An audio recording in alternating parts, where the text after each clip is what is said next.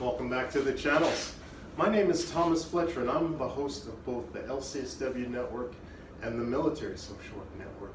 If you're new to both of these channels, please do me a favor by smashing that like button, by subscribing to both channels, and by sharing this video with your social work colleagues and friends. The purpose of both of these channels is to create a community of hope and support where social workers and military social workers can come for relevant news, information, and inspiration. Well, happy Monday to you all out there. This is another segment of Ask a Military Social Worker. So last week I received a comment from a viewer. Viewer's name is Paris, and their comment was that they will be completing their clinical hours for their LCSW next May.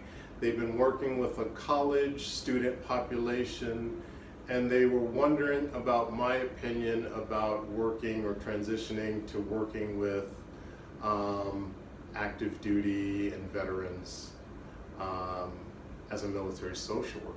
So Paris, thank you for the comments. Thank you for the asking for my opinion. I appreciate that. So that's what I'm going to do in today's video. Paris also mentioned that they will be turning 30, I think either this year or next year.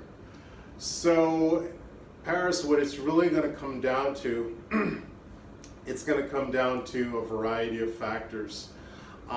First question that I would ask you is, are you thinking about, first of all, are you thinking about uniform social work, or are you thinking about civilian social work? I guess that's the first main question that you want to ask yourself. And I have my feet in both worlds.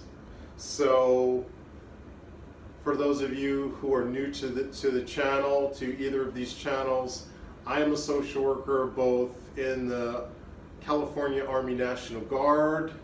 I'm actually on an active duty deployment right now. So I'm on leave from my other military social work hat, which is working as a LCSW in the Department of Veterans Affairs in Los Angeles, California. So I did another video about the best of both worlds, serving as a VA social worker and a National Guard social worker. So I'd ask you all to also check out that video, because I talk about 10 different benefits of serving in both the Army National Guard and working in the VA. So getting back to Paris's question, that's the first factor. Do you want to work as a civilian, or do you want to work as a uniformed military social worker? If you want to work as a uniform military social worker, the next question that you want to ask yourself is, do you want to do that on a full-time basis or on a part-time basis? If you want to do it on a full-time basis, then you are looking to join the active duty.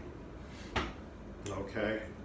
If you are thinking about only doing it on a part-time basis, then you would either be looking at the reserve component, and within the reserve component you have the National Guard, and you have the different reserves, whether we're talking Army Reserve, Air Force Reserve, or Navy Reserve. So that's another thing that you have to keep in mind.